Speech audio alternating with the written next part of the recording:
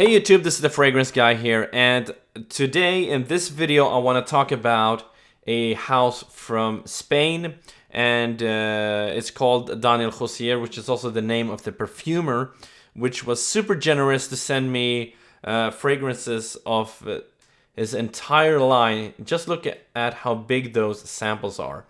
I would say that they are probably around 10 ml, so big thanks to you, Daniel, for sending out these samples to me.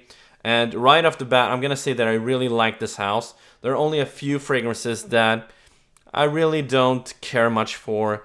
But otherwise, I think that they are really nice fragrances. And what's also interesting to know is that Daniel Josier, from what I read, was a former student of Jean-Claude Ellena. So you're definitely going to see that in two fragrances here, because I would say that they are a remake of two fragrances created by Jean-Claude Ellena, or at least directed by him. So let's begin with the first fragrance, which is Golden Vetiver. So let's see if I can get it to focus here.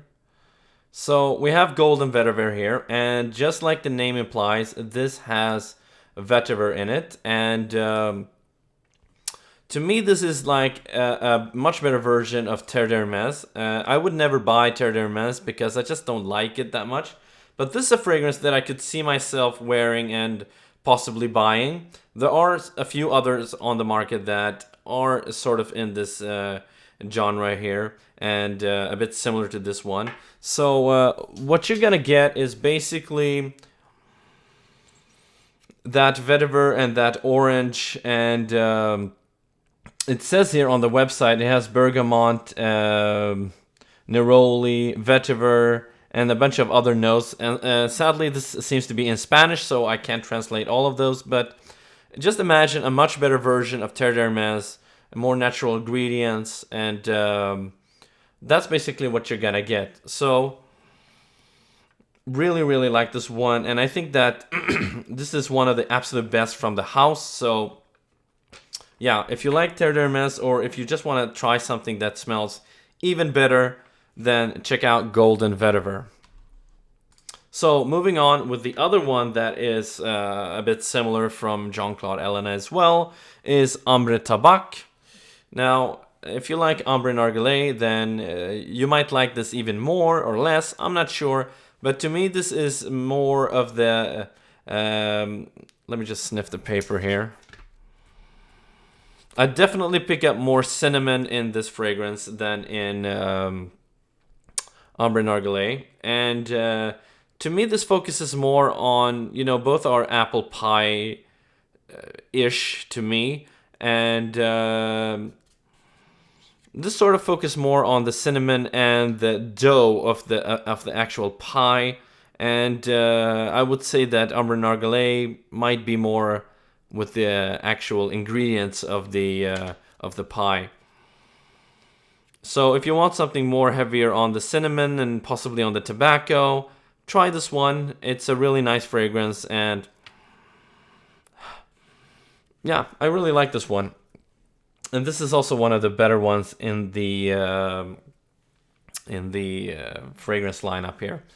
And another one that I absolutely love is Bois d'Iris. This is really nice.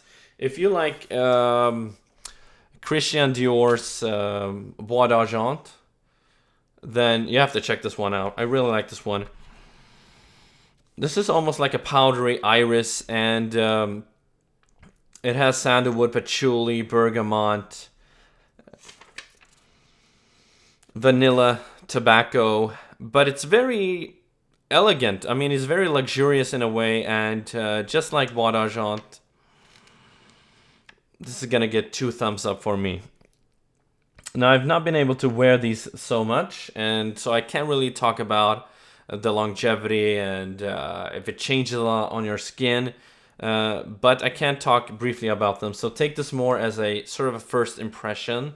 Now, the other one is called Interdit Absinthe. I can't even pronounce that correctly. And let's see here. If I can get to focus. Yeah. Anyway, This is a bit too sharp for me. It's it says that it has Artemisia, pomelo, and some rose, musk, sandalwood. But to me, this is like a bit of a too sharp fragrance, and I don't really like this one, to be honest. But it has a freshness to it, but it's a bit too sharp. And if I were to describe this fragrance as a color, I would say white. I don't know if there's any kind of white florals in this, but yeah, it's gonna get it's gonna be a pass for me. It's not something that I would wear. And another one here is Golden Tuberose. Now this fragrance has tuberose, of course, and this I had this on paper 3 days, and it was just filling up my room. I really like the smell, but to me, this is a bit of a more feminine fragrance. So I don't know how many guys would like to wear this fragrance, and I can wear some feminine fragrances, but to me, this is I'm struggling with the tuberose. But this is a big, loud fragrance, and had jasmine, vanilla, tuberose, maybe the Divana rose, I'm not sure, and ylang ylang. So this is also going to be a pass for me, but it's a quality fragrance. Now the next one, I absolutely love this one. This is Josun, and I'm probably butchering that name as well. This is absolutely gorgeous. Imagine like an airy cacao fragrance that is not too sweet and not too light, just perfectly in the middle. And this has, when I look at Fragrantica, it says praline, and also on his website here.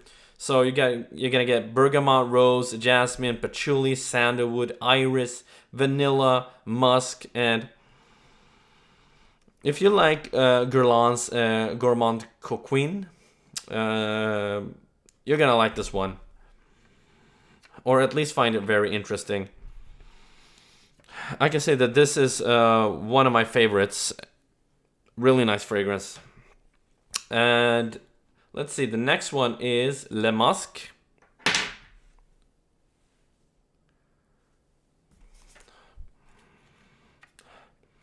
Now this almost reminds me of something, or gives me the vibe of something from the House of Frederick Moll. And it says that it has angelica, musk, woody notes, rose notes, tonka, white musk, labdanum. Now I would have to sniff the one from Frederick Moll again, but there is a fragrance called angelica something, and I think it reminds me a little bit of that one. There is white musk here, so it's not like animalic. It's more of a sweet, smooth musk. While I like this, it's also gonna be a pass for me. It's not bad, but it's just not for me. And we also have Magnolia here. Now this one is quite nice, but once again, this is a fragrance that, to me, there are better fragrances in this genre.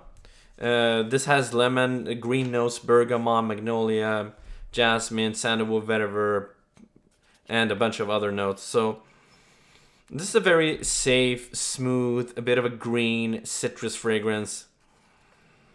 But to me, this doesn't do anything. It's not bad at all. It's a good, well-blended fragrance. It's not for me. So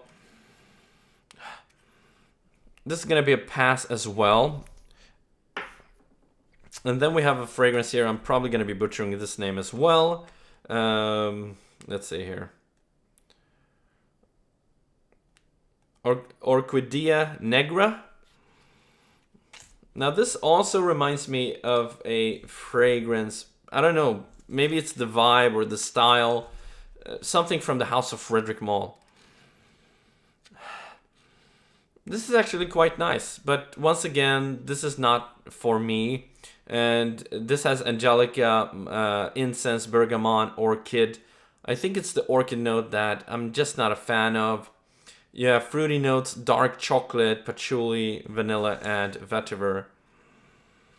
Not bad at all. Not bad at all. I might turn around on this one. I have to wear it more, so we will see what I think about this in the future, or I will see. And the last one is Mystery Oud. Now, I was expecting something more daring, but it's not bad at all. It's to me, it sort of reminds me of a fragrance from Byredo, but a lot friendlier and smoother and not as animalistic. And that fragrance is called Ink. This has violet, iris, I think in incense, of course oud, but this is a very friendly oud. I was expecting and actually hoping on something more daring, daring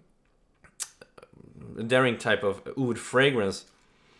You have musk, labdanum, and amber, it seems. So this is a nice fragrance, but this is also going to be pass for me. So first of all the fragrances are high quality. Nothing is bad. It's just not my personal taste. So let me present to you the 4 to 5 favorites from this line. And those are this one. Really like this one. Josun.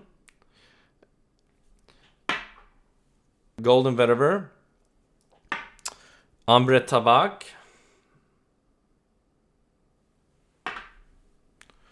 And Bois d'Iris. But I would also include, let's see, which one was it I was talking about? Could it be this one?